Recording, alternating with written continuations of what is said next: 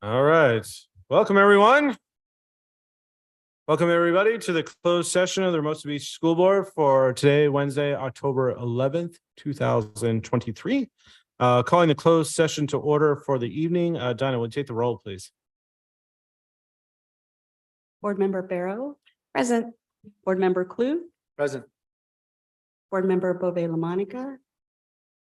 Vice President Clerk Cole. Present. President Gardner. Present. 4 present, 1 on her way. Thank you. Next, we will have oral communications from the audience to the board. I see nobody in the room. Do we have anybody on the Zoom? No one is on Zoom. All right, then we're closing oral communications and we will adjourn to closed session. Thank you.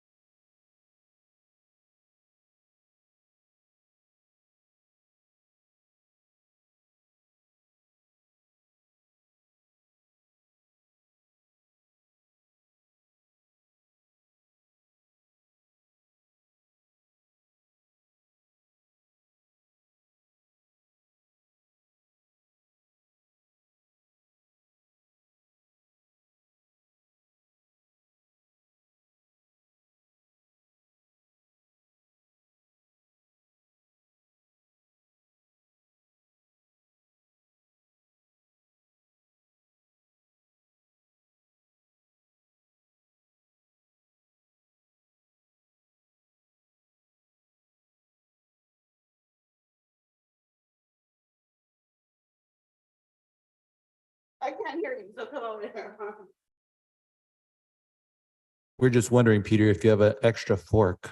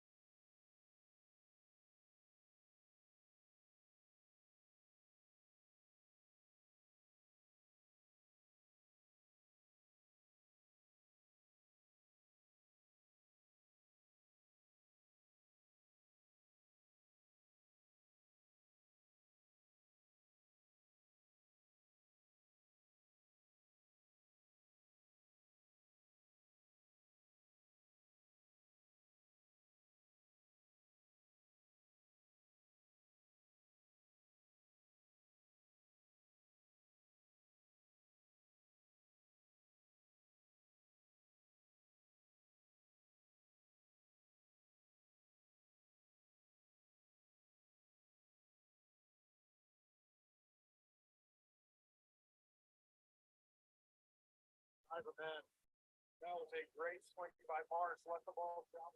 You're getting velocity. It's the sixth home run for the fight bill. End of the line for AJ Smith.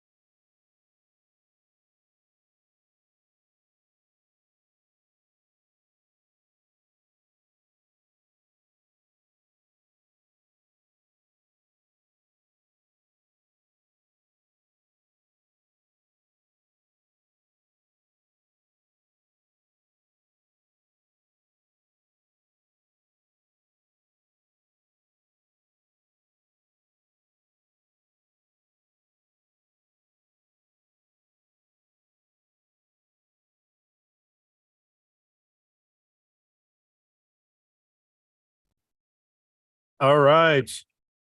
Good evening, everyone. Welcome to the open session of the Hermosa Beach School Board for October 11th, 2023. There's nothing to report out of the closed session, so we will call the open session to order. Dinah, will you take the roll, please? Board Member Barrow, present. Board Member Clue, Present. Board Member Bove LaMonica, Present. Vice President Clerk Cole, Present. President Gardner, Present. all present. Thank you. We're going to do the flag salute a little different tonight since we have such a large crowd. So I'm going to invite Miss Eva Smith up to lead us in the Pledge of Allegiance. So if everybody could please rise for the Pledge of Allegiance. Begin. I pledge allegiance to the flag of the United States of America and to the republic for which it stands, one nation, under God, indivisible, with liberty and justice for all. You may be seated. Thank you. That was beautiful. Thank you for allowing me to embarrass my daughter's friends. Good job. All right, next we will move on to approval of tonight's agenda. Do we have a motion to approve? So moved. Thank you, Jen. Quinn for the second. All in favor? Aye. Motion carries. We will now move on to announcements. Dr. Johnson, let's invite up our crowd. Thank you, Doug. First up, I'd like to welcome back the Valley Student Council for our new school year. Come on up and let's hear this announcement.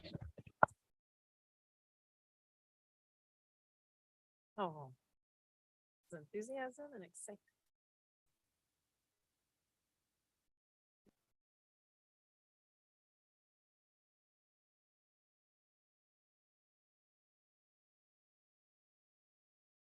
Hi, I'm Anuhea Boyd, Valley Student Council Vice President. Hi, I'm Sheila Shepson. I'm a Hermosa Valley representative. Hi, I'm Chloe Lucchini, and I'm a classroom representative at Valley. Hi, I'm Ruby Kovnat, and I'm Hermosa Valley's classroom representative. Hi, I'm Alice Marca, and I'm Valley's classroom representative. Hi, I'm Eva Smith, and I am student council representative. Hi, I am Jonesy Loy, and I'm Hermosa Valley's student council representative. Hi, I'm Alexis Casado, and I'm Valley's fundraising commissioner. Good evening, my name is Sylvia Claire, and I am a council representative.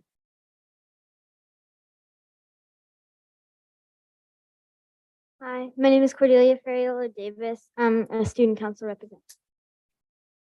Hi, I'm Anha Kang, and I am an activities commissioner. Hi, I'm Presley Clancy Simon. I'm a Hermosa Valley representative. Hi, I'm Aubrey Evans, and I am student council representative. Hi, I am Celia Lindsay, and I'm one of Valley's dance commissioners. We are excited to be here tonight and to update you on what is happening at Valley.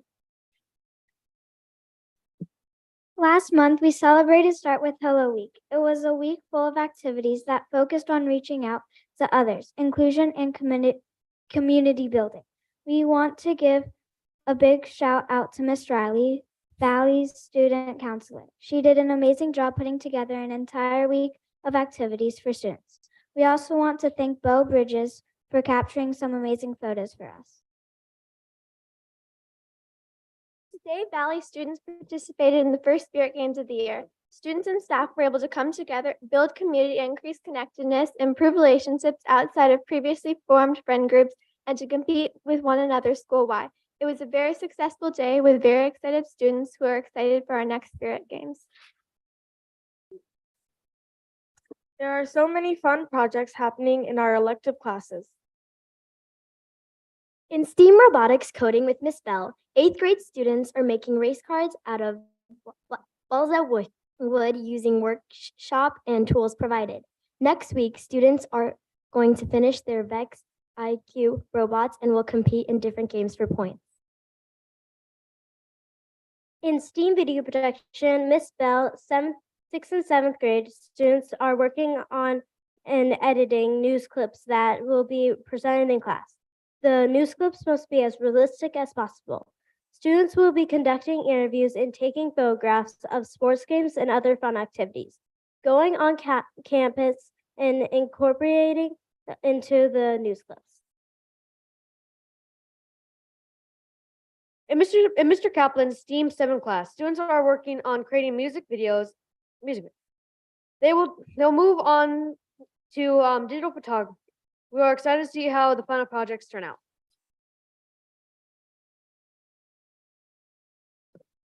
Band has a new instructor and we want to welcome Miss Kim.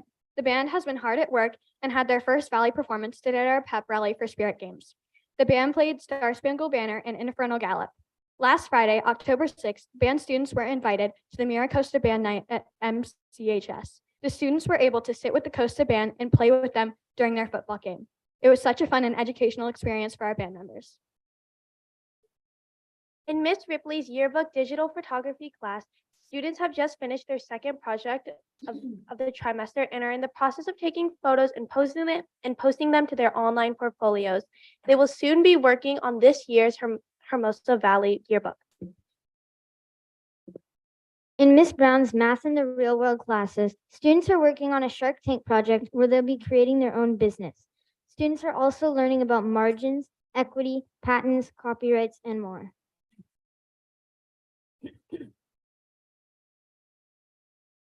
In Miss Lee's drama elective, students are preparing a group tableau of a fairy tale of their choosing. They also presented original monologues, and their next project will be a choral poetry reading.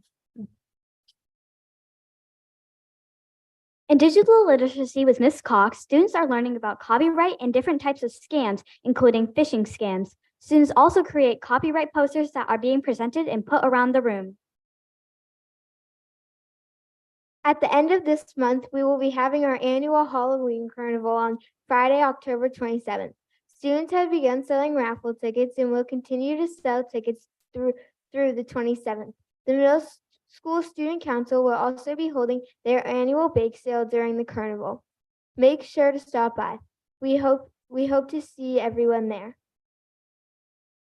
The Skechers Walk is just around the corner. Join HBEF, friends, and family of Hermosa Beach in an amazing event supporting our schools and special needs children.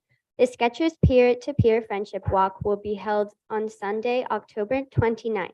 Last year, for every supporter who registered to walk virtually or in person, our schools received almost 4 times back for each $30 registration, totaling $237,000. This year, we hope to beat that total with 1,850 registrations. We need your help to get there. Thank you for allowing our student council to share what is happening at Valley. We look forward to sharing more information with you next month.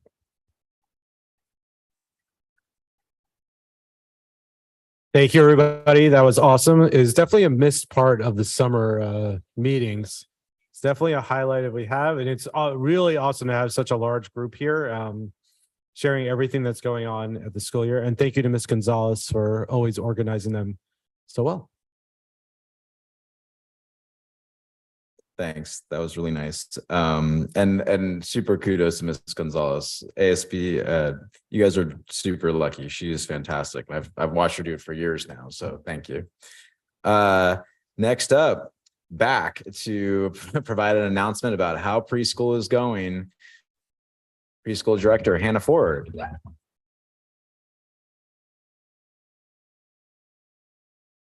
Hello, everyone. I'm Hannah Ford. It's nice to see everyone again. Get this situated.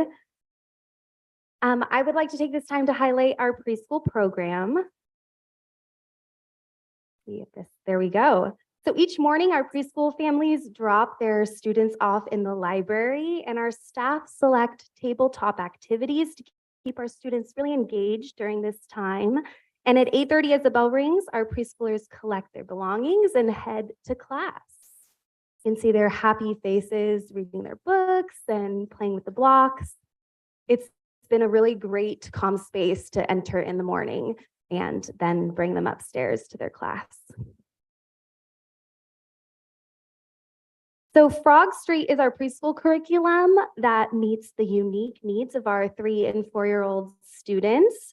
And highlighted in these photos are Fernando, the frog. He's assisting with group activities and experiments. And here they are doing a fun, like olive oil experiment with water and food coloring, and the kids loved it.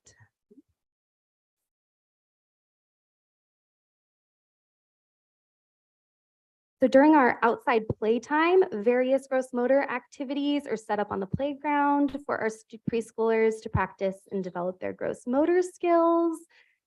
Students have access to bike, swings, hula hoop, and our dolphin corner, den, cove.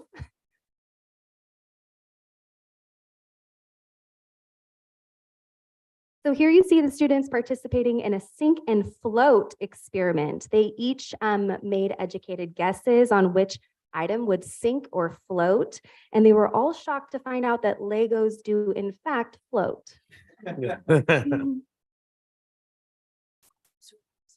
Yeah. So during small groups, our students work with teachers in smaller groups to learn a variety of literacy, math, or science concepts. And new games and activities are introduced at this time to ensure student success and engagement. We have water beads and bristle blocks up there, and there's a little boy sorting his fun colors into different bowls. So our students are really transitioning from that parallel play to interactive play, and their language capacity is truly blossoming. They're becoming more mobile, and they're learning to show genuine affection and concern for their peers. So having dramatic play throughout the day helps support their social and emotional development here.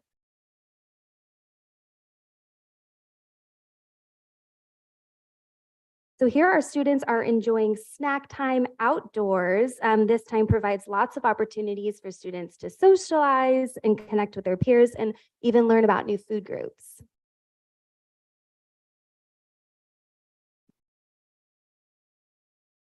So this is an activity called Turn and Talk. Students partner up with a peer to complete a task given to them. And that task can range from completing worksheets to answering questions related to usually the weekly theme. This activity teaches students the art of taking turns, problem solving, and collaborating with their peers. I love the picture of the little girl. She's like showing the clipboard to her friend. They really get into it. So students pick an area to play in independently or with friends during free play time.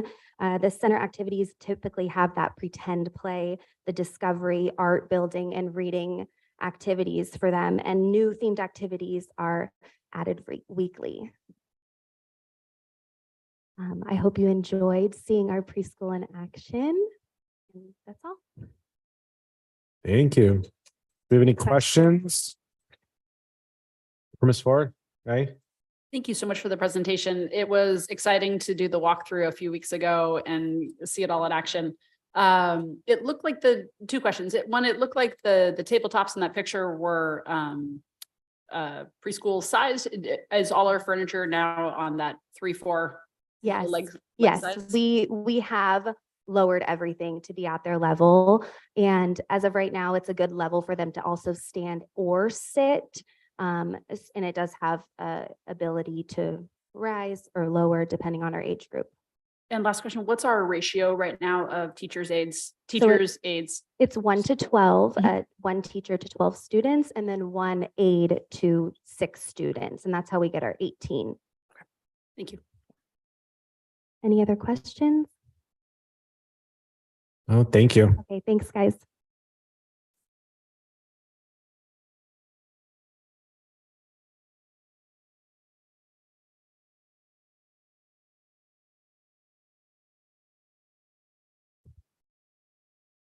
Pressure's on. You guys did a really good job, so I'm a little nervous following you. You should be. Yeah.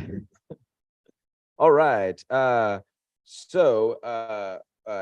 I am here to acknowledge James McNary, and his wife Jenna as well is here from Bino Construction. Now we drive our general contractors absolutely crazy and suck the life out of them. But the good part though is that we say thank you at the end and we give you a wave of appreciation. So I just want to acknowledge, so they did a lot of our restroom work and our classroom plumbing, and these were huge jobs.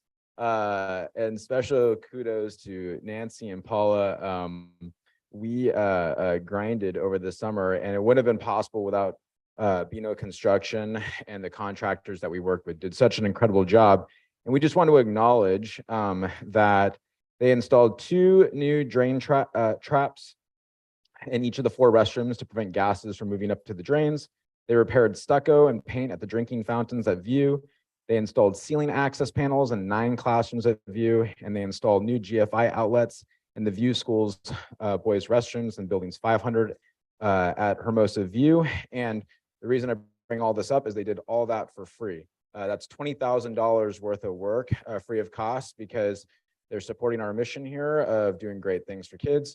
And so that is why we're inviting up James McNary from Bino Construction to be honored with the wave of appreciation.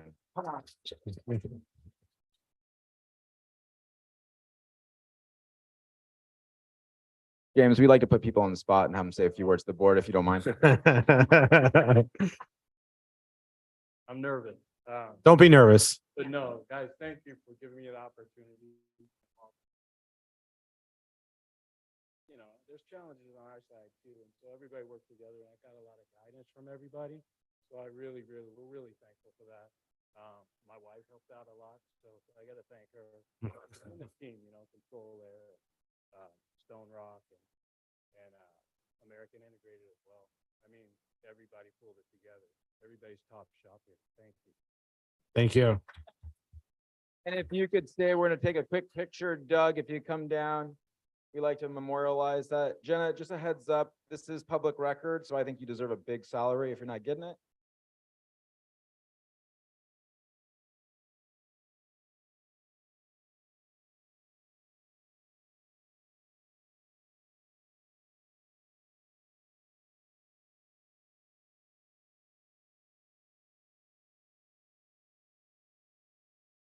Thank you. Thanks for coming tonight, guys.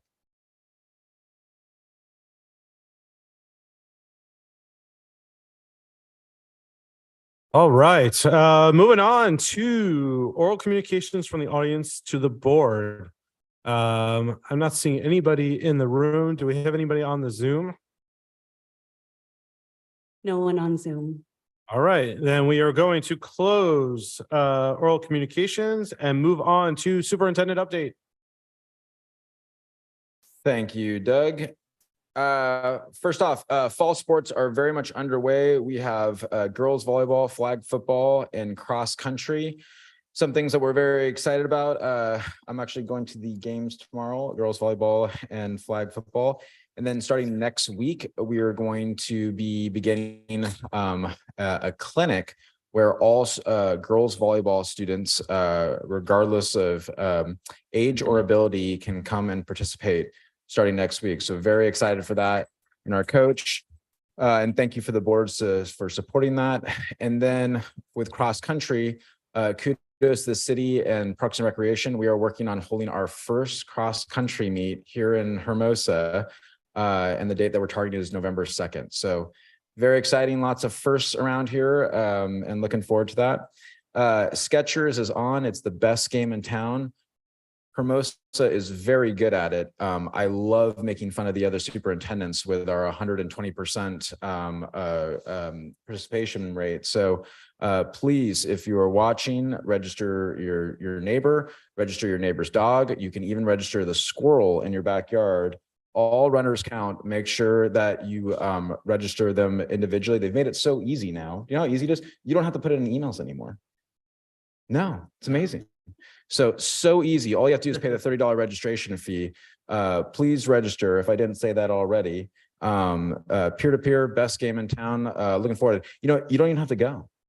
You can just register as a virtual walker. Can you believe that? yeah, if you're busy that day, yeah, you can do something It else. is You can just unbelievable. register. Yeah, so absolutely amazing. So please register if you haven't. Everyone in the crowd, tell your friends. All right, the Halloween Carnival is coming up. Now, this Halloween Carnival, I don't refer to it as a carnival anymore. It's like a theme park. It really is. I mean, like, I remember when I first got here, they were like, we have a Halloween Carnival. And I was like, oh yeah, we had one at Lincoln. And they laughed at me. Like, As they should have. yeah, they're like, yeah, that's great. It really is a theme park. I drag my family out here from San Pedro. You got to come to the Halloween Carnival. This is Lisa Gibson's last year because we've hired her and she's the teacher now. So she's training the next generation. But we're really excited for it. And make sure you get those tickets, buy a raffle ticket as well too. Great prizes this year. Very great prizes. Spirit Games was today. Just a special shout out to Miss Hermosa and the Valley team. It's such a huge undertaking, and it was cool to see all the kids excited and in the gym. But it is a monster lift, and I saw a lot of happy faces. So I just want to give a big shout out, in particular to Miss Hermosa. Superintendent Student Advisory Council is going. We have 12 members. The council wanted to expand last year, so we went from 8 to 12. It's a good group. The new chairperson is Sasha Kolchak. She's great. Her mom actually works for Beach Cities Health District. And we are already getting great feedback. Looking forward to bringing to the board some great ideas coming from the council. Just such a great group of kids. They're amazing. State of Education is on November 2nd at 5:30 p.m. Be there or be square. We're going to feed you and we're going to provide childcare. I mean, like, so that means you can come get food. Thank you, Ocean Diner. Thank you, Culture Slice. And then we're also going to watch your kid. And then, of course, Peter Sprague told me, he said, can we just drop off our kid and then go do something else? And I said, no, you have to come inside. You can't hand your kid over the fence because he literally lives next door. All right. And then the volunteers, I said this at the PTO meeting, HBF meeting last night, but we've had an incredible amount of volunteers from registration to Spirit Games today, annual giving, room parents. I was talking to a second grade teacher today, and she says, I got more volunteers than I know what to do with. That is such a blessing. You mean, like, in schools, one thing I've learned about being an administrator is, like, schools don't run without parent volunteers. They really don't. And so I just want to give incredible thanks to our community. We've had a principal at Valley who's been out. She returns next week. But a big part of our success at Hermosa Valley has been the parent volunteerism. So thank you for that. And then finally, HBF, they are hitting some huge numbers. They're going to cross into $500,000 for annual giving going into October. They are way ahead of schedule, and that's an incredible amount of hard work and generosity of our parents. Thank you to staff for pushing the message, and thank you to HBF for working so incredibly hard. Those dollars go a long way, and we will continue to show to the board and the community that we're putting them to work. We're not missing a beat. Go, go, go. Thank you. And that concludes my superintendent update. I'll take any questions. Thank you, Dr. Johnson. Do we have any questions? Quinn, looks like you have a question. Dr. Johnson, do you happen to know how Hermosa has done historically relative to our neighboring communities in the Skechers Walk? We crush them. So the highest is that district to the south. It starts with an R. I can't remember, but like, and so I think they do like 50% ish, and we do 20%. And we're very obnoxious at the Skechers event when they give us the check. We are not gracious at all towards the losing school districts. I'm just saying, I got an email from the school district that starts with the R, and I think they raised $29,000 last year. Yeah. It's a great team. Mhm. Yeah, great team. Great team. Yeah. Much better looking than the member of the board. Can you remind me again, what is our percentage of participation? It was over 120%. I mean, like, and I don't know if you know this, but you can register virtual walkers as well also too. You don't have to go. I mean, you can support from afar. You mean, like, yeah, go get a cup of coffee and you're still doing good. Can I register my dog? You don't even have to. I don't have a squirrel. You don't have to have an email for your dog either. They've changed. But what it, if I so- do have an email for my dog? The world's your oyster, Doug. You go right ahead, board president. Thank you. I just have a quick question on how are you publicizing the social sports idea for Monday for the other girls? They're going to be putting it out via announcements and then also through the principal's newsletter. But announcement seems to be this. And then Nathan, they're announcing it through PE as well too. So every kid hears it. So our hope is after the first week, it'll grow as well too from the feedback. And we don't just want superstar volleyball players. Like we want kids that are just like, I just want to try it out. That's who this is for, all levels. Maybe there's a way to get the girls that are to help a little more. They're actually invited and there's actually a lot more participating because it's a clinic for skill building as well also. So yes, and I think that's a good suggestion feedback. The woman who's coaching the volleyball and doing that is an incredible coach, and she coaches a club in town and she does clinics all the time. She is incredible. So if you're hearing this, you should definitely go. If you're a girl, you'll get a lot out of it.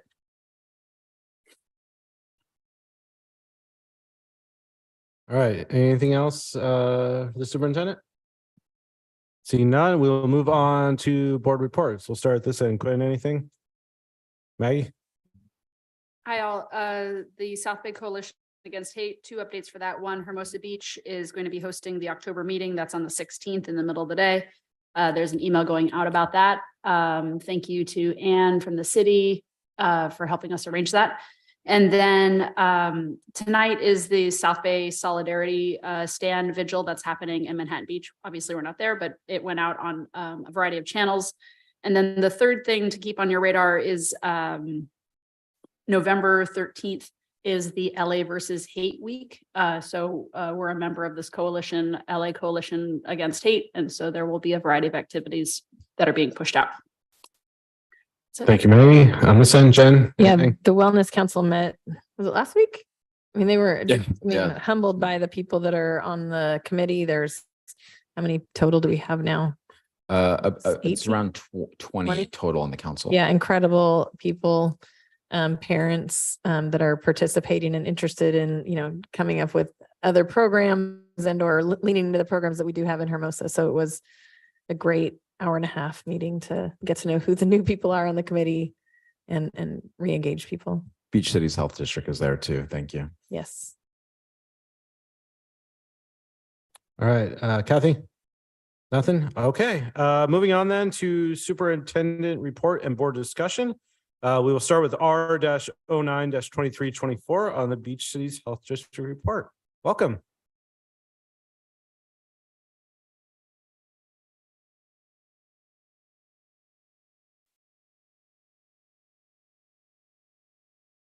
Good evening. Good evening, Board President Gardner, members of the board, Dr. Johnson, and executive team. I'm Gabriella Fish, and I'm with my sister Veronica, and we are seniors at Miracosta High School and proud products of Hermosa Beach City School District. Yay! We are here as representatives of the Beach Cities Partnership for Youth Coalition. Specifically, our past 4 years on the Youth Advisory Council work group has been a meaningful part of our educational experience and has contributed towards BPHD's 25 years of preventative health success in the areas of youth mental health and substance use prevention. Acting as ambassadors of health on behalf of our fellow students has provided opportunities that include creating a peer-to-peer anti-vaping campaign entitled #EscapeTheVape that exposed the risks and dispelled myths about electronic cigarettes, contributing to a COVID-19 health education campaign, including how-to videos, posters, and public service announcements, producing a photo voice project entitled Youth Perspectives of Alcohol Use in the Beach Cities, and the complimentary Don't Drink, Rethink campaign to promote healthy behaviors and suggest alternatives to youth alcohol use. And finally, generating cannabis education efforts through a youth-driven video, Cannabis and Youth, What Beach City Students Want Parents to Know, and reinforcing the critical message that mental health is health across the beach cities this past May. Equally as significant as our youth point of view, that we represent is the support and partnership that you as the leaders of HBCSD invest towards prioritizing of the most pressing health and wellness concerns that are affecting us as youth. We thank you for your guidance and your willingness in joining our efforts to create a truly collective impact in our community. We are currently wrapping up a campaign that we developed this past summer, highlighting the risk of harm that social media poses on youth mental health and well-being. This is in response to the recent U.S. Surgeon General's health advisory issued this past May. This project will be featured at our next week's October 18th coalition meeting at Adventureplex, and we would like to personally invite you to attend to see our presentation. We hope to see you there. Thank you.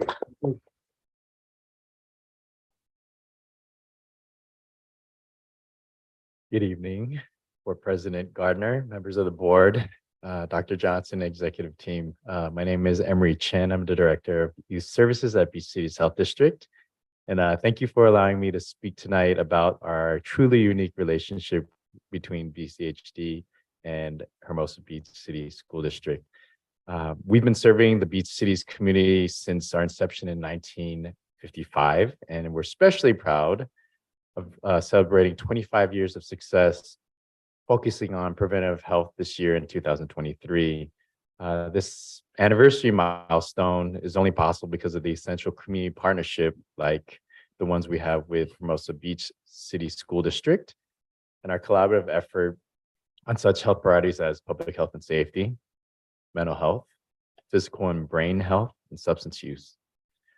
Our collective work throughout the last academic year is included in your school district health report that I have provided you, and I'd like to point out some of our most notable highlights. We coordinated a hugely successful in-person walk and roll to school day across the Beach Cities after a 2-year hiatus due to the pandemic. And that brought in about nearly 2,800 students across the Beach Cities hitting the pavement that morning for the event. We just had another great turnout last week. And we really want to just appreciate Dr. Johnson for, really pushing to invigorate that tradition back to life. We joined forces to spread the critical message that mental health is health during May Mental Health Awareness Month. And through that campaign, we pulled together the entire community and generated events and resources focused on decreasing stigma, increasing help-seeking behaviors, increasing awareness and access to resources for mental health, and building community capacity to support individuals who need mental health resources. We brought Live Well Kids back to the beautifully remodeled Hermosa View campus, which has set the stage for this year's full expansion of the program to all Hermosa students grades K through 5th. And one of the most important accomplishments, I'd say, is we united together to tackle the single deadliest drug threat our generation has seen in the fentanyl epidemic. That was done through our community fentanyl forum at Redondo Union High School, the 7th and 8th grade fentanyl assembly at Hermosa Valley, and relentless information sharing to our students and families. We look forward to this year's, what's ahead in terms of this academic year. We plan to promote and reboot our Streets for All campaign that originally was created in 2017. This includes new emphasis and attention addressing e-bike safety. While chronic sadness and depression and suicidal ideation reports are decreasing, we want to be cautiously optimistic by continuing to respond to the social emotional needs of our students, our families, our education workforce, with All Cove Beach Cities Youth Wellness Center, as well as specialized resources and workshops. We intend to build on our success of the Live Well Kids program, as I mentioned, and hope to continue cultivating early knowledge and healthy lifestyles by reaching all of your elementary grade students this academic year. And, new data from the state, maybe about August, was released, and it showed that ages 15 to 19, there has been a decrease in fentanyl overdose in 2022's data. And I want to believe that because of our partnership and our work, we put a dent in that. However, we want to make sure that we keep our foot on the gas with this and with ongoing education, which we already have plans developing with that, and awareness concerning this youth substance use trend, as well as continuing our attention with vaping and alcohol use. HBCSD continues to be a key stakeholder and ingredient to our success and our potential to really make a community impact. And we thank you for your time and continued support. And so I'd like to, at this time, kind of invite board member Jane Deal to present a proclamation to the district. As you can see, we've had a long partnership for a long time, and you all as school board members know the importance of the youth in this community and what they can come and what they will be, and how our wellness is going to be based upon those young people. So we've been celebrating with our partners the 25 years of wellness that the health district has been here. So I would like to read our proclamation to you. Whereas Beach City's health district enhances individual and community health through a broad range of innovative health programs and series and collaborative partnerships with local organizations, municipalities, elected officials, including the Hermosa Beach City School District. And whereas the Hermosa Beach City School District has dedicated its time, energy, and civic service to partnering with the Beach Cities District on several initiatives to make healthy choices available and accessible to all. Whereas the Hermosa Beach School District dedication to preventative health success for 25 years is appreciated by citizens, officials, students, families, and employees throughout the Beach Cities. And now, therefore, be it proclaimed, the Beach Cities Health District Board of Directors, on behalf of the entire organization, thereby issue the proclamation to the Beach Cities School District in recognition of its unwavering commitment as a partner in health to create a healthy beach community for all ages. Thank you very much. Thank you. For 25 more years and counting.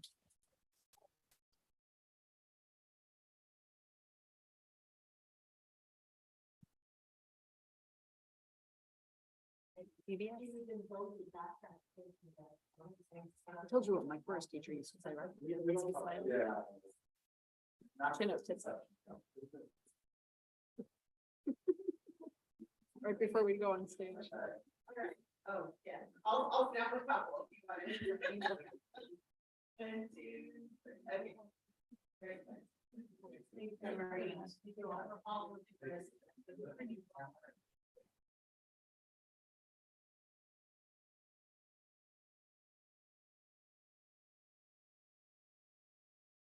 Thanks, Emery.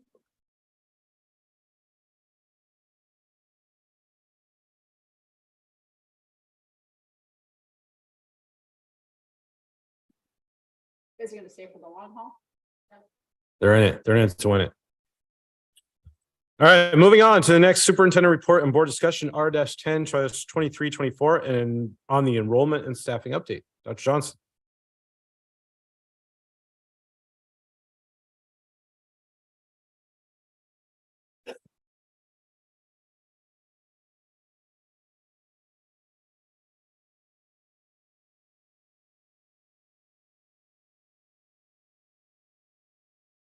All right, good evening, board.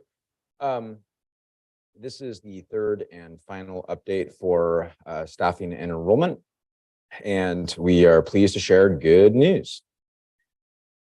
So for the third consecutive year, Hermosa Beach has exceeded its enrollment projections.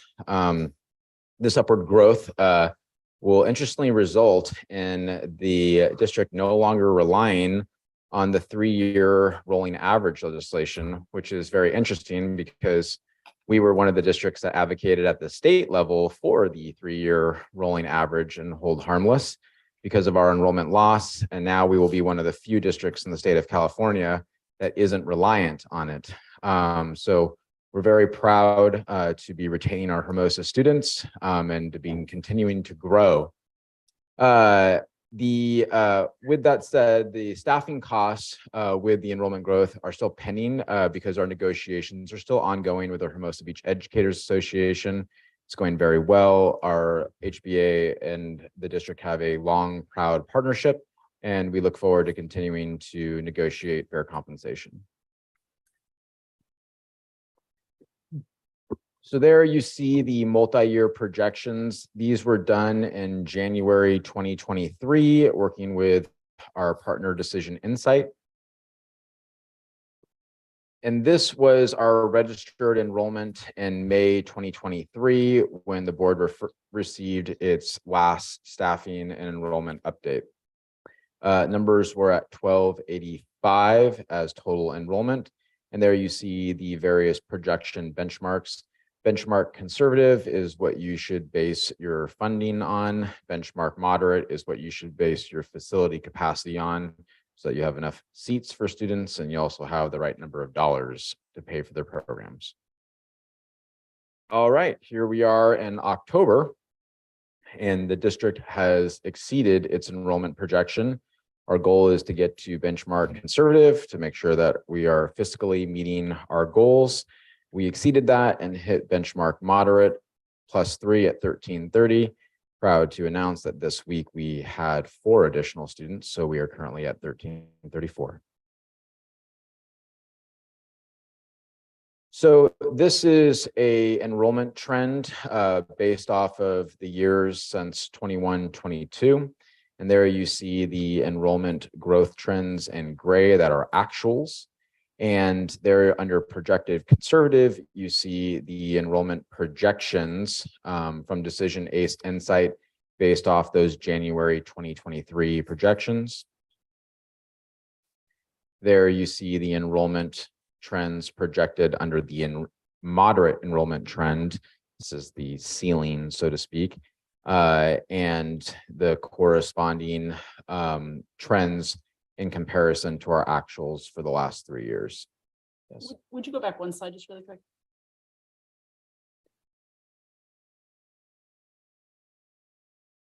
You're good to go. Oh, yeah, of course. Yeah.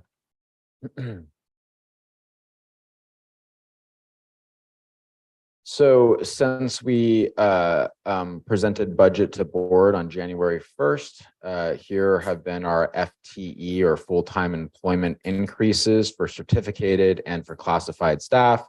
When you have more students, there's costs associated because you need more teachers to teach in classrooms. And our thanks for doing so well this year is we're back at it for the next year. If you can believe it, we have begun already our enrollment strategic planning meetings. The whole team's involved. We meet about every 2 to 3 weeks with everyone across the district. It is very much a team effort. There is no secret to our success. It is hard work. So we're going to begin again a month earlier from our previous date. Our enrollment campaign will begin in November 2023. We will be opening a second preschool classroom in 23-24 because we believe that early childhood education is the key to long-term child success as well as the key to the district success. There will be more video promotions this year. Thank you, board, for supporting our promotional video that was just recently released. We're going to be highlighting more programs, and we're going to be also highlighting our early childhood education programs, including preschool and TK, to get our newest families excited about sending our kids to our schools.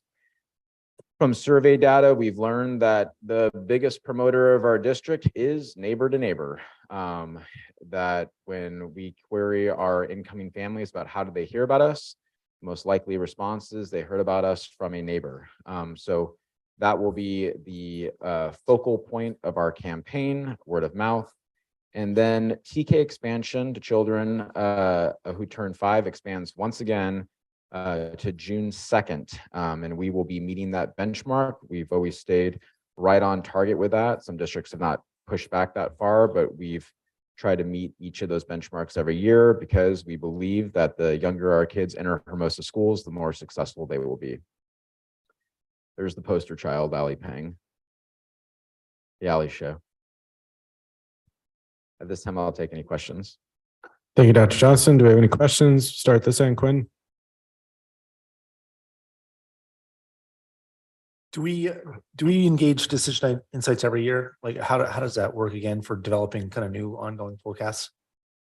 Yes, so each year I think it is important to establish a benchmark from projections. I also like using the Decision Insight tool, which is a tool that uses to target student households within our community.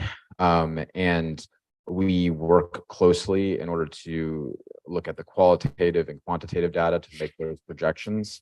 And I actually just received their questionnaire, and we have a meeting scheduled for sometime in October.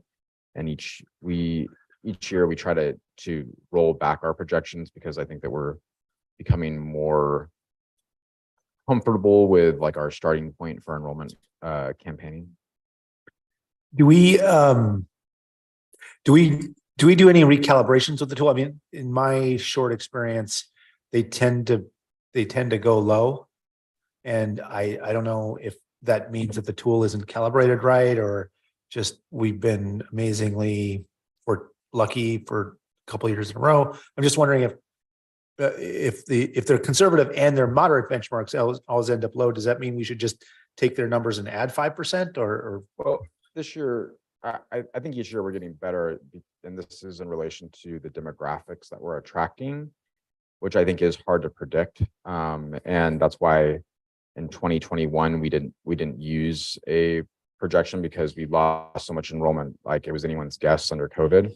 But I think it is helpful to have another team to bounce ideas off of. I mean, and then the answer to your question is yes. So what we do is there's a questionnaire that takes into account a lot of qualitative and quantitative factors for demographics. I mean, like everything from, events that we do, to programming that we're offering, to facilities changes that we've had. And then we meet with them and discuss our numbers. I would say that each year with that work, Decision Insights projections have become more accurate. This year, for example, that 1330 was +3 on the moderate benchmark. So we basically hit their ceiling. And while conservative is what you budget for fiscal, I mean, like, they say be prepared facilities wise for this max. So I think that work has been well met. And I do feel that we are a difficult district to project because of our X factors. Okay, thank you. Good. Maggie? Thanks for the numbers on that, Jason. I guess to lead off of Quentin's question on that, given that we have a new strategy with permits and transfers, is there any way to start capturing data beyond our boundaries? I was just thinking the same thing. We do. That's why I like their tool. It does that it goes, you can go as broad as you want, but part of our strategy involved has been using those tools to look within and beyond our borders, and looking at what where there are clusters of communities. I mean, like within communities of students that are attending our schools. And this goes back to how that correlates well with our survey data, that the greatest likelihood of how someone heard about us was from a neighbor. And so we're able to look at map demographic data and correlate that with the responses. So that's how we arrive at, hey, our strategy should be word of mouth. And so, for example, the yard side campaign, those really ugly orange signs. Yeah. Proud parent too. I Yeah, got one. proud parent. I don't even. Out there. Yeah. They pop up like hotcakes. Like those are part of that strategy, that it's to generate conversation, and the eyesore nature of it is to attract attention neighbor to neighbor.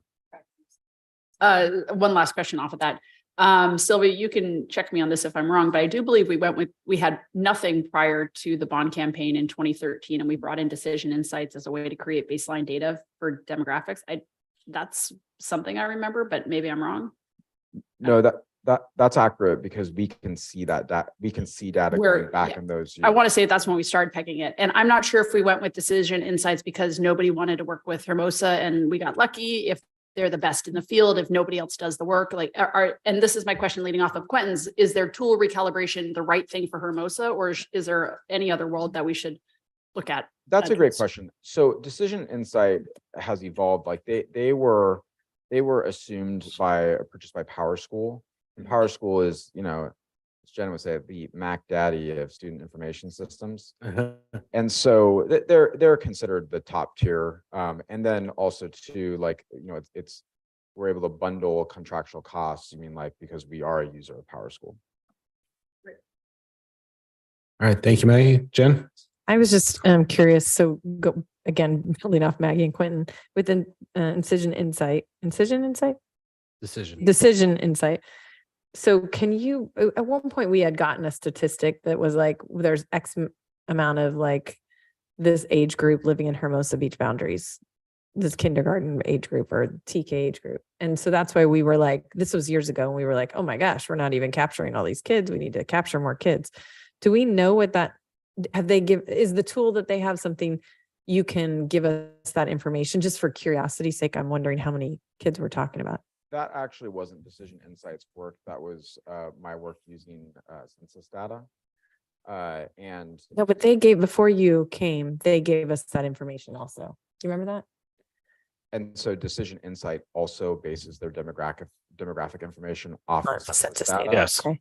Yeah. So you mean like we do operate from the same information. I mean, like they just have the tools and the programs, I mean, like to give you different looks of that information. So when you do the presentation, maybe next month after you've had another conversation with them, or can we just see what that number, or will you present those kind of numbers? I'm just curious about what they are, where we're sitting, and especially with like preschool age kids, TK age kids, and kinder age kids. We can access that information provided in a board update. Yeah, I'm just curious. And then again, I second Maggie's request of like, can we see what it's like in that North Redondo area? So we're looking at like, or in the neighborhoods that we're attracting families from. That's correct. And we can follow up in a board update. And then my other question was, how are we enrollment wise compared to our neighboring districts? Just out of curiosity. Do we know? Sorry, I'm just making a note.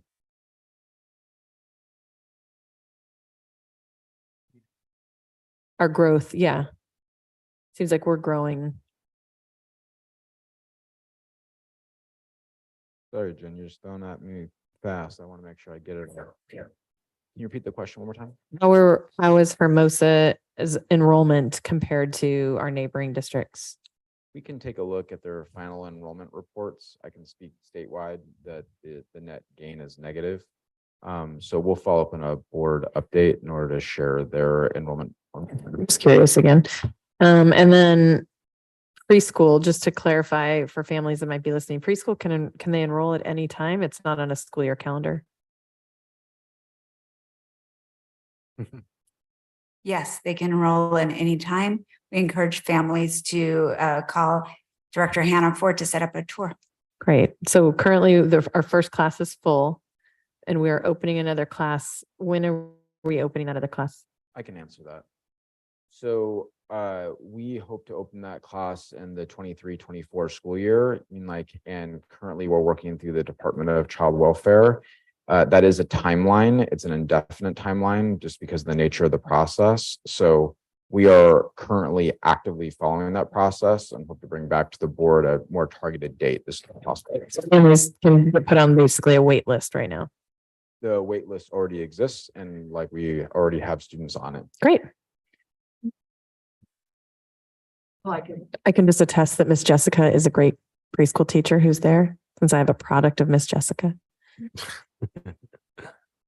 Thank She you. is phenomenal. I've had the pleasure of being in the classroom, and the entire preschool team from, you know, Miss Hannah Ford all the way to Jessica, the special education staff, I mean, like, are just phenomenal. Those kids are getting great services.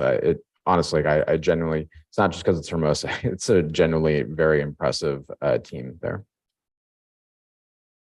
Kathy, you're good? All right. Thank you. You're welcome. Thank you, board. All right, moving on to next superintendent report and board discussion, R-11-2324 on the iReady diagnostic assessment. Ms. Gluck.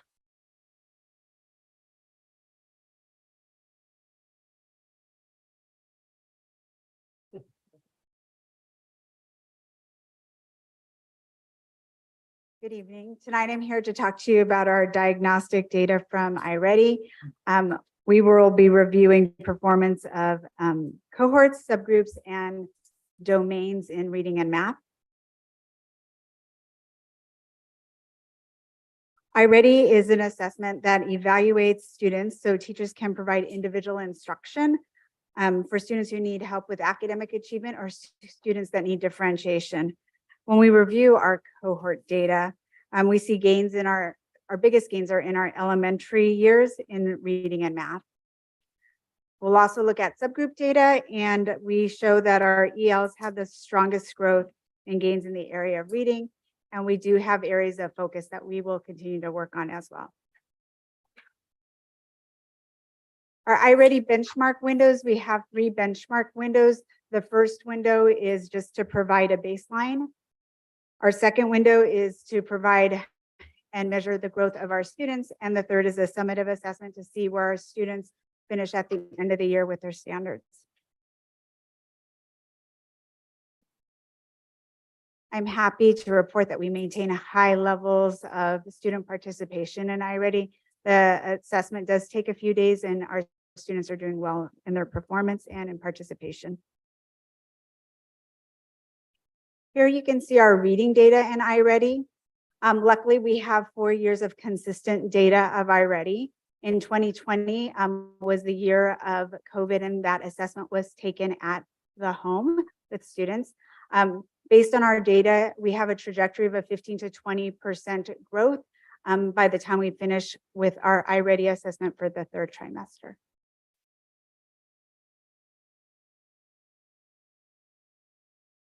We are looking at our cohort data.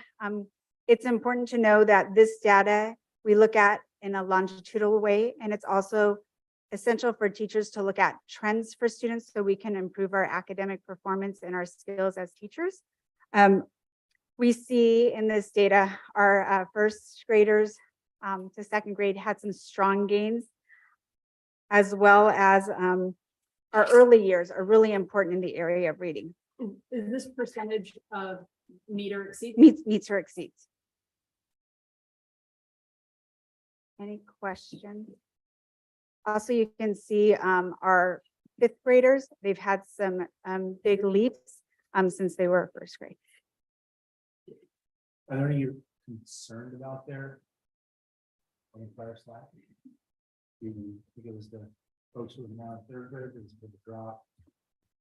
There has been some drops in there, and we are addressing a lot of our area when we look at our domains with some strategic curriculum that we're implementing in our early years, specifically focused on our phonics instruction.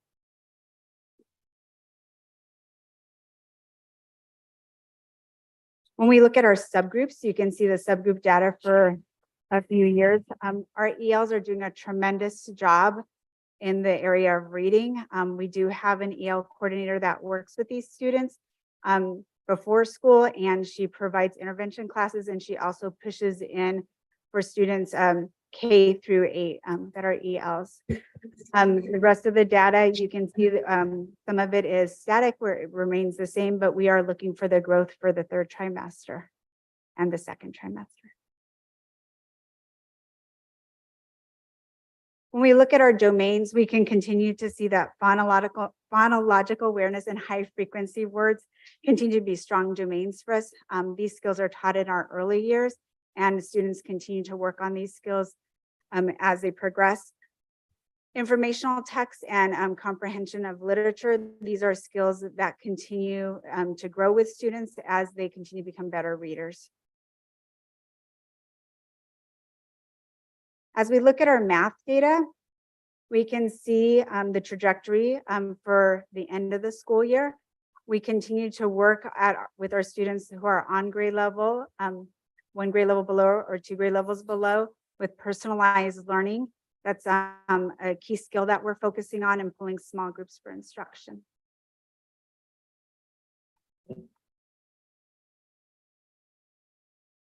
When we look at our math cohort data, we show our second grade students from first grade have made approximately a 10% gain.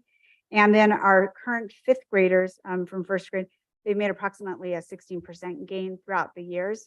The cohort data is something that we're looking at as a district and having some data talks with our staff so we can really hone in on our students and where they're at and meet them where they need to be at.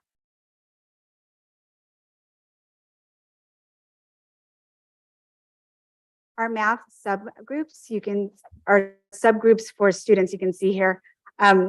We do see a decrease in our African American students throughout the years, but we are optimistic and we will target all of our subgroups to ensure that they're making some strong gains. Many of the subgroups are the same from the previous year, and we continue to make gains in those areas by the end of the year. When we look at math, numbers and operation and algebraic thinking continue to be strong areas for our students. I believe that's based on our Eureka math curriculum. Measurement and data has made some increases as well. What do we do with the data? That's really the important thing. We can share data all day, but now what do we do with it? So the first thing is this year, we're happy to report that we are implementing Foundations, which is a phonics program that is taught at the TK through second grade level. All of our teachers are just about finished receiving training on the program. That will be 30 minutes a day, 5 days a week, where they will get these foundational skills to help them become better readers. We're happy to report that we have a reading specialist this year that we've integrated into the school day for students that are K through second. She does pull small groups, works on leveled literacy, also trained in Foundations. Continue grade level collaboration work. Studies show that that teachers who work together and collaborate together make some strong gains in regards to their teaching practices. We as a district believe that's very important and have set days aside for our teachers. We're going to continue with our leveled literacy intervention in grades 1st through 5th, and teachers are doing that 3 times a week for 30 minutes. And this year we are really focusing and honing in on data talks and personalized learning and how we can meet our students where they're at and looking at those domains where they're at and how can we address the small group instruction.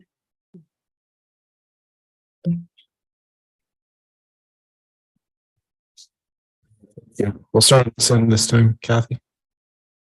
I'm good. All right, Jen. Thank you for all that information. I did have a couple questions about, so when we're looking at this data and we want to, like, those are kids that are doing on or above grade level.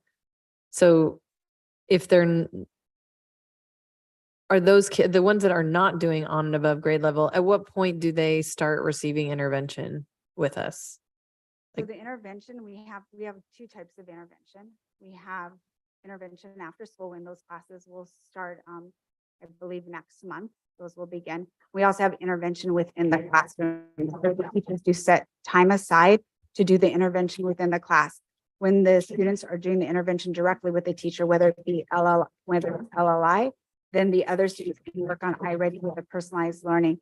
The tool with iReady provides us exactly where the students are at. So a teacher can work with a small group while other students are working on skills that they need to, whether it's differentiation to go above or whether it's to meet them where they're at.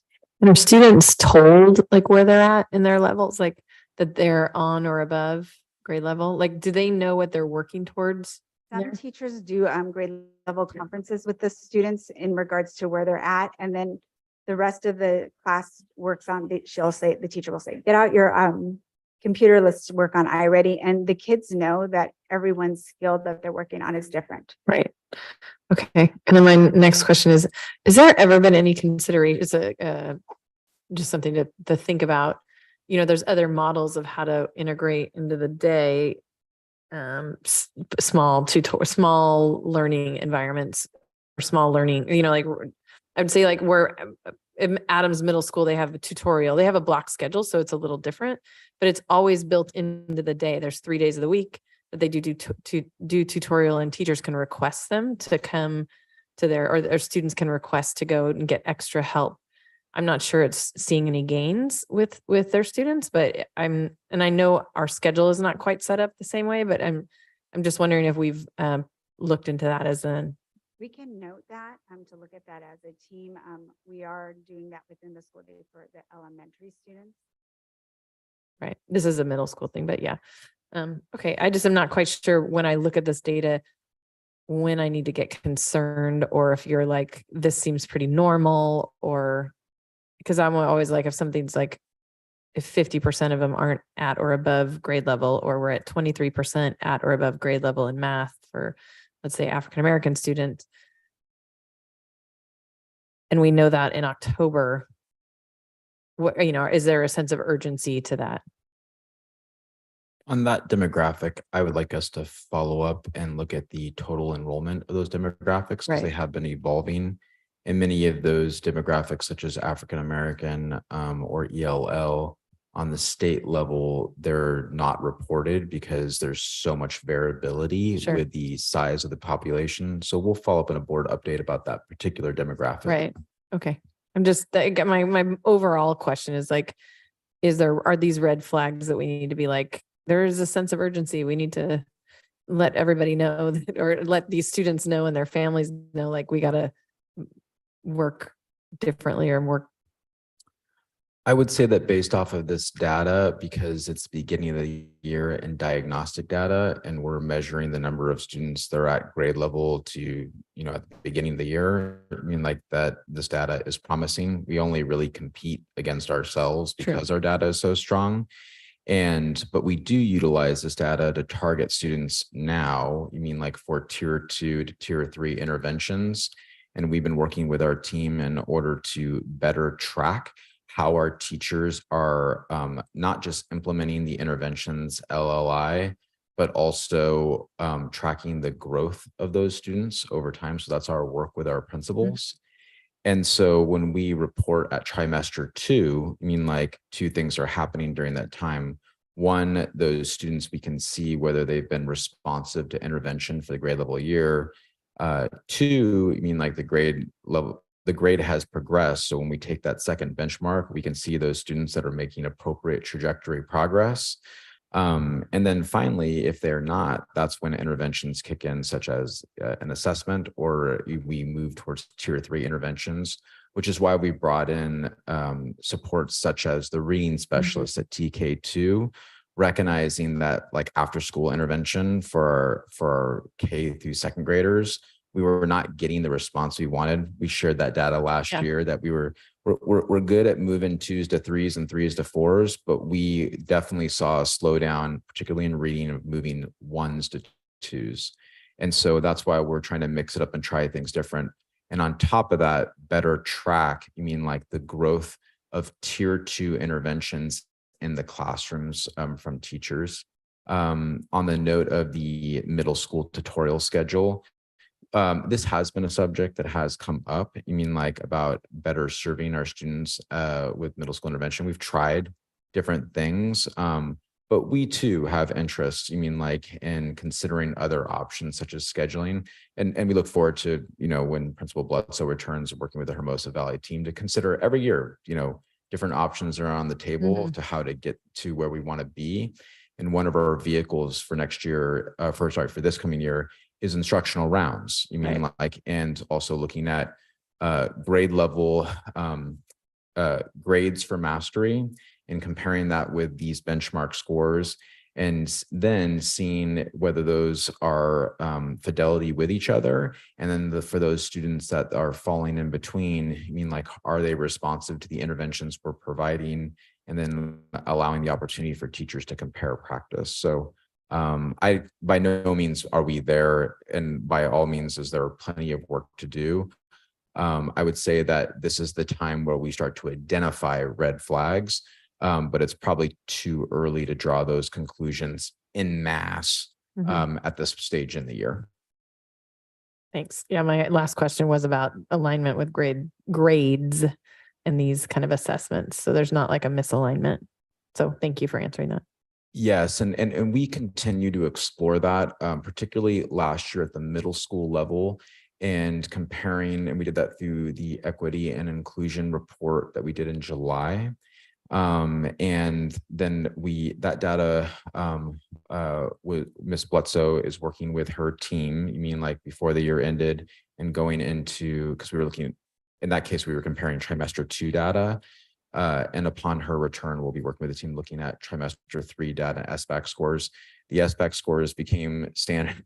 October 18th. They go. Yeah, which is a whole conversation in itself. So we're going to be comparing, grade distribution with mastery. But the goal is not just fidelity, because we worked really hard on that with between FMP and iReady. You mean like to the point where the fidelity difference was 1% last year. The goal really is that if these things don't line up, I mean, like what accounts for that? And is that related to, like, what can we do in order to ensure that instruction in the classroom is preparing students for the standards that they need to know? I mean, like, and that's where instructional rounds comes in, because if there are teachers, all teachers are great in various areas. And if we can identify that we have teachers on staff that are strong in certain areas of standards, such as like writing standards, then working with their colleagues in order to take, what is working, and run with that. And research shows us, that the best pound for pound professional development you can provide is instructional rounds, because it's teachers observing other teachers, which is they have so few opportunities to observe others in practice. I don't pretend to be the greatest teacher, but I have the advantage of I have watched so many great teachers over the course of my career as an administrator. And I do believe that is a tremendous advantage that we want to put in the hands of our teachers. All right, Heidi? Thanks. I have 3 questions. One, the timing of the 3rd benchmark assessment. I know last spring we had some questions about the timing of that. Did we adjust it for this calendar year? It aligns with CAS. Which is earlier in the year. Thanks. Second question was, and I'm sure you saw this, but I just thought it was interesting. I'd point out to anybody who didn't see it. Our domains are higher than our meter exceed on domains are higher than our meter exceed by the cohort reading data. I just thought that was really interesting, that when you look at like phonics, right? Like there's an average of 89%, mid 80s in that, whereas when you look at grade level overall, and that was true for both ELA and math. So it's interesting that like there's such high by domain meter exceed, but overall on the test there isn't. So I'm curious, like, is it how kids sit for a test? Are they trying to race through it? We've noticed this over the years as well too, and with general or standard comparisons, like what takes performance scores down is the comprehension areas, and comprehension in the area of informational text is kind of across the board struggle when you look at SBAC breakdowns by domain. The one that we've targeted, and we put focus in last year because we feel that we can perform better, is vocabulary. And being more intentional about that standard. But I do believe that you were identifying literally the work of data, which like that we're all chasing, right? Which is like, what explains ... Yeah. And that's like the problem of practice, right? Not because there's a problem with our teachers' practice, but what can our teachers do in order to adjust to meet where those needs are? If we were putting all of our weight, for example, in phonological awareness, right, that is 8% of our population that seems to need it. Whereas clearly a broader group, a tier 1 intervention should be in the area of vocabulary, because 40% of our students seem to need it. Bear in mind, though, at the beginning of a year, it's a wealth of knowledge that 60% of our students at the start of the year understand the grade level by which they've just began vocabulary. That's the blessing of working in our community. But But that is where, you can utilize data in order to ensure that the instruction that we're providing is having the greatest benefit for the students that are in front of us. Thanks for that, Jason. And then my last question is that looking longitudinally, I think is the right one for this. So like 2020 through 2023, on any of these years, we seem to go down in terms of how our students are meeting or exceeding this benchmark assessment in time. So even I think it was only 5th grade for ELA and only 2nd grade for math that has shown any growth as that cohort of student, as that 2nd grade class or that 5th grade class started off this fall, right? Overall, our students are having less ability to meet this benchmark assessment in terms of meet or exceed. So for me, that feels like a really big red flag that our students are less having a harder time accessing the material at this point than in past years. For me, this is the board and staff have had this conversation, and I think that that's a great read of the data, and we produce cohort data moving forward for these conversations. My only caution to the board, and we've talked about this, is we are probably the only district in this area that shows diagnostic data, because it's not about where you start, it's about where you finish. So I would just caution drawing deep conclusions about diagnostic data. Things such as the summer slide, new students, we know we're growing. You mean like at the start of the year, I would say offer very unresolved questions that greater conclusions can be drawn on, or next steps from end of year or at least trimester 2 data. Mm-hmm. Yeah, we can. I mean, as soon as the rest of the data becomes available, for me, that feels like a really big thing, that we now have 4 years where students are less and less able to come in and hit the data benchmarks that previous classes were able to hit. It just feels like something we should really look at with all of our different data points, that less students are able to be at a benchmark in 2023 than they were in 2020. We have to bear in mind that in 2020, the assessment was taken at home. This was during COVID, so that very much throws the data off. Sure, it's a year by year slide. I mean, and then as well that there's ups and downs, right? In 2022, students at 36%, in 2023, those same students at 43%. I see the general trend. But I would not encourage our teachers to draw strong conclusions about performance based off of diagnostic data. I do think that diagnostic data is great for how to support the students in front of you and what their needs are to begin the year. Mm-hmm. Just out of curiosity, Sylvia, do you know, with diagnostic data like this or with SBAC data, is it common? My thinking is that it's actually common for grade levels to start high, and by the time you get to 4th and 5th grade, the slide is it almost always goes down for any school. The early elementary years, you see the biggest gains usually, because those are fundamental skills that they're learning in their classroom that will help them, be learners throughout their years. But when you look at early elementary, like especially TK through 3rd, those are those essential years that you're learning how to read.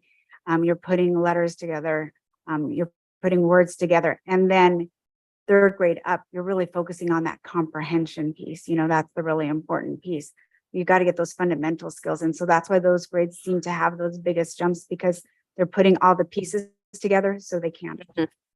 So to me, I hear what you're saying, Maggie, but I'm not sure I'm just going to try one more bite of the apple on this. Where when we get 4th grade above, there's almost a stability of numbers that as each year comes in to take this benchmark assessment, it's close-ish for both math and English, and for our lower grades. So they're based off the diagnostic, which I understand is one piece of a bigger pie, but it is a drastic difference of 15, 20, 25, 30% that happens between students who took the exam the first time in 2020 at home, understood, versus a student who took this test in the classroom this past year. Maggie, may I ask what data you're referencing? What page? Yeah, so if you look at trimester 1 cohort reading data.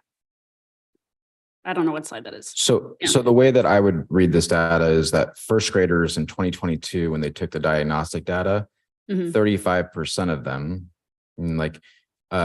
met or exceeded grade level. I mean, at the beginning of the year.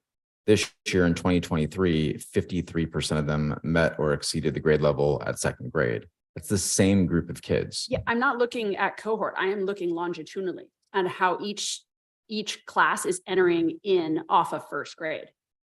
We don't, if I understand correctly, we would discourage you from reading the data that way because you're comparing two different groups of kids. I mean, like, and in Hermosa, one cohort is literally like one group of kids. There is no average.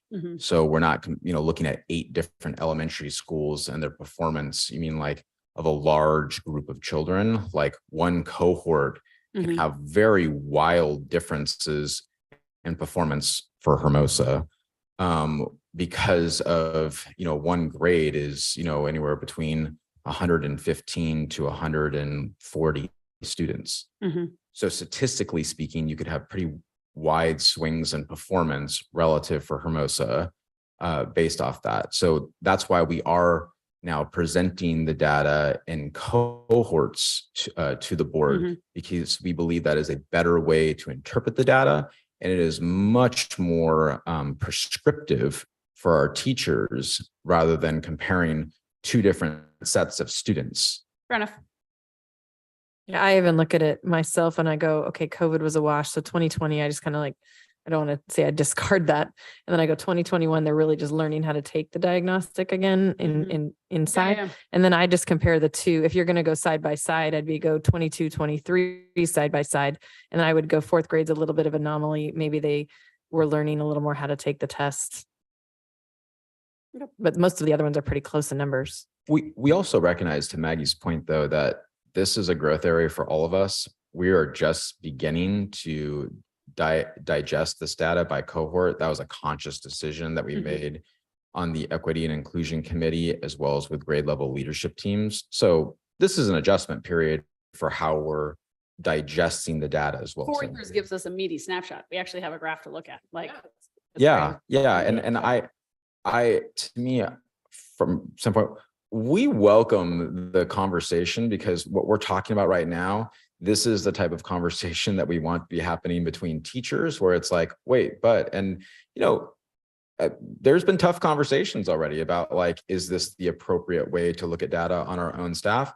We welcome those conversations as well, too, because it's creating dialogue about what's best for our students. And that's the most important thing. And the questions that Jen asked, as well as that you're asking, Maggie, is like, hey, should we be doing something different? Like that's what it comes down to, what is going to help the most students. And we believe that answer arrives better based off of our last 4 years at trimester 2. I mean, not to say that we showed the diagnostic data, show like, hey, this is where we're at, because it's the accountability and where shows the starting spot of where we're headed. last comment on this, it'll be fascinating to track the students who are starting off with Miss Ford right now and see what happens with first grade in terms of that achievement, meet, exceed, and if longer in our pipeline. That's a great note that we are going to make note of. Yeah, that's a great point of making that comparison.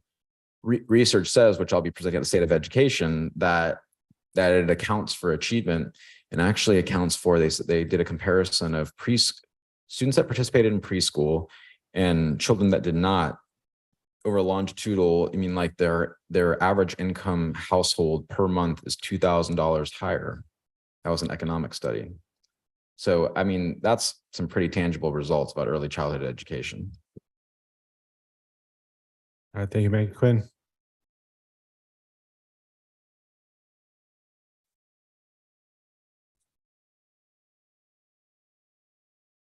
You talk into the mic, please. Yeah. And I'll put it, oh, it's on. It was on. There we go. Sorry, the note here was, I just only caught a glimpse of it. I want to look at it.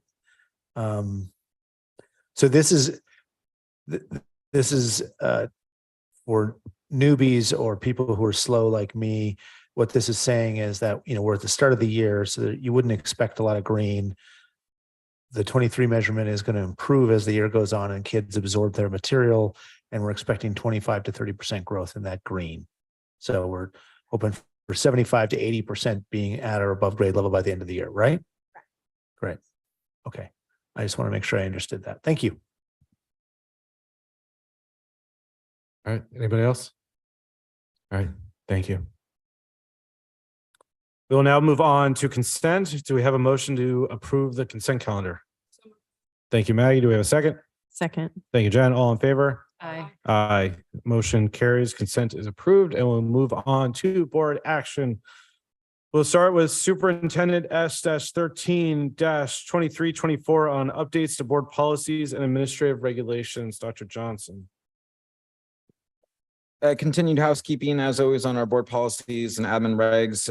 These are updates that are in alignment with changes in the law, all the way from employment regs to some collective bargaining regulations, and then also for some updates in homeless education or education for homeless children. These are recommended by CSBA, and we always look to when we update our board policies. We really do look to changes in law for the most part, because many of our board policies and because of the size of our district, some are not applicable to us through CSBA. Thank you. Thank you, Jason. Do we have any questions? Seeing none, do we have a motion? So moved. Thank you, Jen. Do we have a second? Second. Thank you, Maggie. All in favor? Aye. Aye. Motion carries. All right, Paul, you got a lot. You ready? All right, here we go. First one is business B-62-2324 on the proposal for the installation of ceiling tiles and T-bar grade painting. It is recommended that the board approve the proposal from KD Acoustics to update the acoustical ceilings in the Valley NPR and 2 offices at Hermosa View School. All right. Do we have any questions?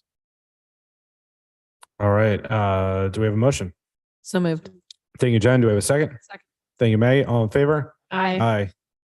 That's work that definitely needs to be done. So excited for that. All right. Next one is B-63-2324 on the proposal for the Valley School kitchen upgrades. It is recommended that the board approve the proposal from Bino Construction that was here tonight. He provided a great proposal for upgrades in the kitchen that would include a 3-compartment sink, some additional storage, making their workspace a little bit better. And to top it off, I have a kit fund grant that will pay for it. Awesome. So moved. Sold. Thank you, Jen. Second. Second. Thank you, Kathy. All in favor? Aye. Aye. Okay, now it's really sold. All right, moving on. The next one, business B-64-2324 on the proposal for elevator modernization. It is recommended that the board approve the proposal from Schindler for the elevator modernization for Hermosa Valley School. If you remember, a couple of months ago, we brought a service contract and an exploratory contract for the elevator. It is currently unrepairable in its current condition and does need to be modernized. Are there any questions? I do have one question. I was just curious when it was built. It was built when the gym was installed about 16 years ago. But don't most elevators last longer than 16 years? So I'm just curious. Yes. Is that We can follow up on a board update in regard to the average age. You mean like? No, I mean, like, I get that it's not working, so we need to modernize it. It just seems like, who did we buy it from originally and how come it's not working still? 16 years is not a long life for an elevator. Personally, I mean, they're expensive. I will have to follow up with you. I don't know who was the construction team. You know what I mean? Like, is there like is there any insurance we can get or any follow-up, or is there a warranty? It is not covered under warranty post 16 years, and we do not have an insurance policy that covers repair for the elevator. Any questions on this end? My only question is Schindler given a estimate on delivery of the elevator parts? Because I know that is a mean the timeline? A timeline for I when. will follow up on that question with you as well. Okay. Yes. They're quite behind. Is this the one that we've used for the other schools? Is that why you say that? There's the one we use at Westmark and we just got it months late. So that's why I asked the question. We did explore our current servicer of the elevator as well as Schindler. The goal of this, if memory serves me right, is to bring all of our elevators under one service provider plan, which is more economically efficient as well. Yes, that is what I would recommend as well. I was just curious. And Schindler is the best one. And just They're out of just curiosity, do we behind. have like a ongoing service plan with those people? Like, I know we haven't had one with this elevator, but ongoing, can we have one? Yes, we do have one. You approved it 2 months ago. Okay. Yeah. So that's in place for once it's repaired and ready to go. All right. Any other questions on the elevator? Sure. All right. Is there a motion? So moved. Thank you, Maggie. Is there a second? Thank you, Quinn. All in favor? Aye. Motion carries. All right, next one, B-65-2324 on the proposal for the installation of irrigation and plants. This one is very exciting. It's finally arrived. It is recommended that plants. the board Not approve good. the proposal for Rigo Barajas to install irrigation and beautify the front of Hermosa View School in the 2 flower beds. Yeah, this is desperately needed. And we are partnering with the city to split costs. Even better. All right, any questions? Motion? So moved. Thank you, Jen. Second? Thank you, Quinn. All in favor? Aye. Aye. Motion carries. Awesome. All right, next one, B-66-2324 on the contract for non-auditing services for the Governmental Accounting Standards Board 96. So it is recommended that the Board of Education ratify the contract for non-auditing services from Eide Bailey so that we're in compliance with the government accounting standard. What the government accounting standard is that they want to explore all subscription-based technology that could be in the classroom, outside of the classroom, appliances, our servers. So they did a study and evaluated all our contracts. And that's a compliance piece. Once they're evaluated, they'll decide whether they need to be noted as an asset in our financial reports on the audit. And then if they are an asset, then they'll amortize and depreciate over time. Makes sense. All right, any questions on this one? All right, do we have a motion? So moved. Thank you, Jen. Is there a second? Thank you, Quinn. All in favor? Aye. Aye. Motion carries. Next one, business B-67-2324 on resolution number 4:2324 for the adoption of purchases through the California Multiple Awards schedule for new Chromebooks at Hermosa Valley School, CMAS contract number 3-23-05-1025. It is recommended that the Board of Education adopt the resolution for CMAS contract 3-23-05-1025 for the purchases of the Chromebooks. This is a compliance piece for LACO. This purchase has already been approved and delivered. LACO is requiring that we adopt the resolution. So we shouldn't ask you whether they're really light Chromebooks or they're actually Chromebooks. I'm joking. Yeah, too late for that. Any questions besides those ones? All right, is there a motion? Thank you, Quinn. A second? Thank you, Maggie. All in favor? Aye. Aye. Motion carries. All right.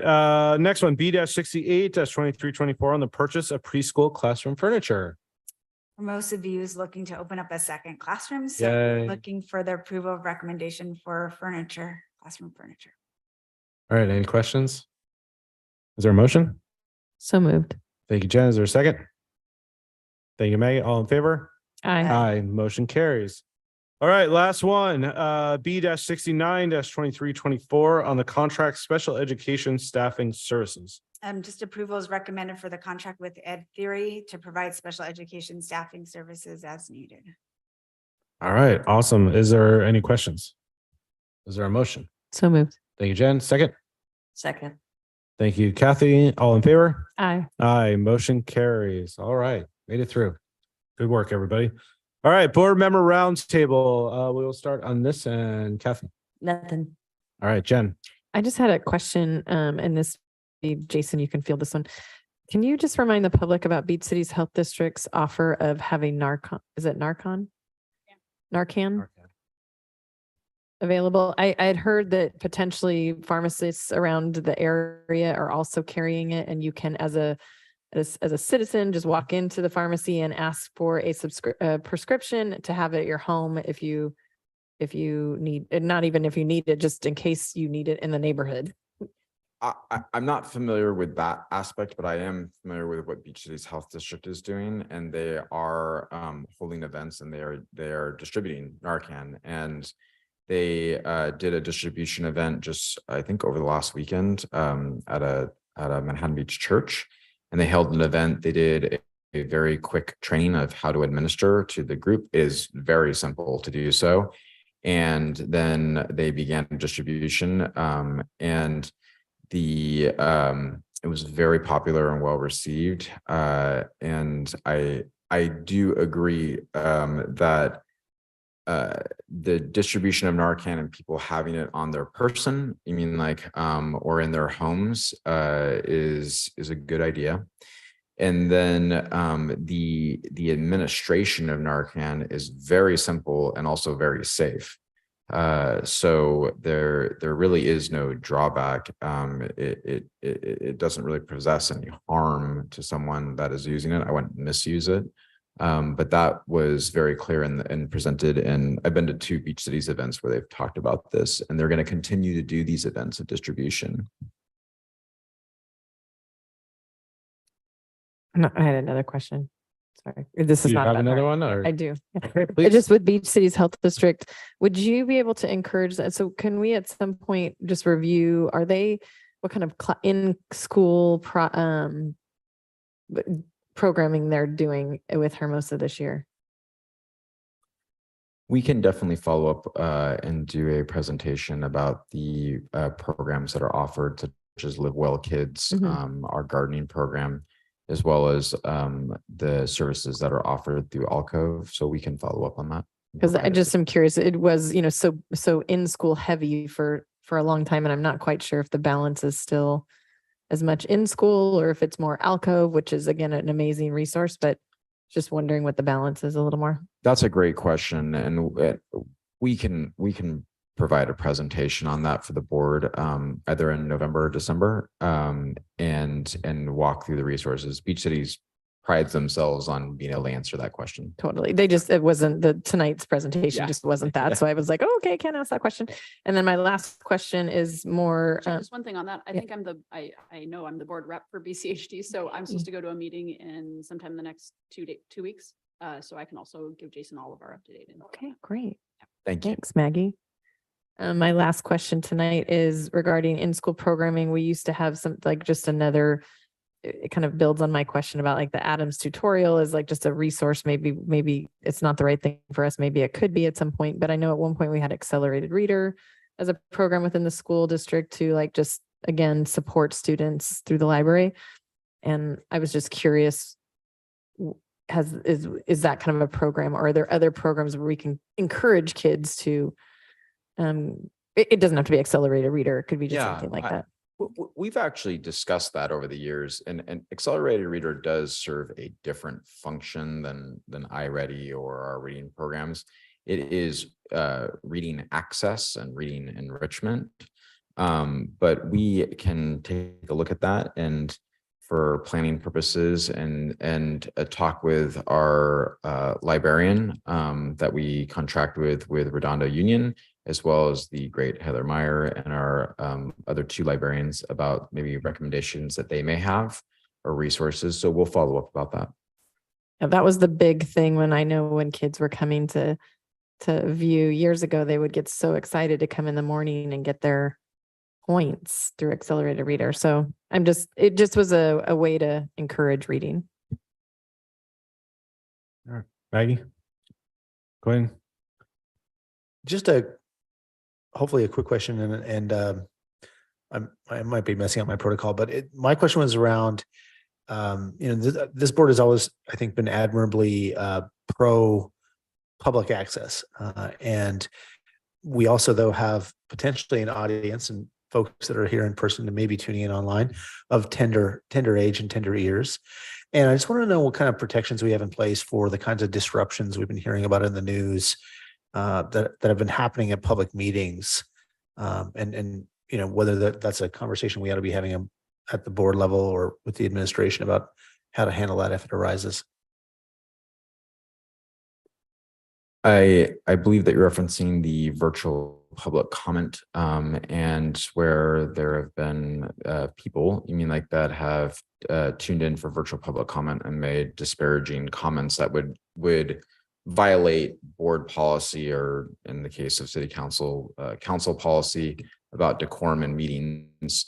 And in that case, you mean like the board president can ask that their microphone is silenced because they have violated board norms. So the protocol necessary in this case would be that the board president would ask that that person's microphone is muted, in this case that the Zoom is muted, and that for violation of decorum policies, which is in our board policy. I can provide that to the board about public comment, which has been under question, with the board in prior years, and public comment.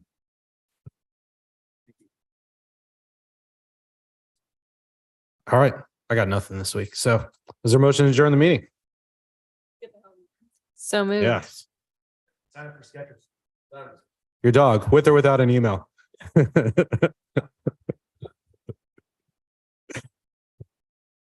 right, I'm going to take Jen's motion. Quinn, second. All in favor? Aye. Meeting's adjourned. Thank you, everybody.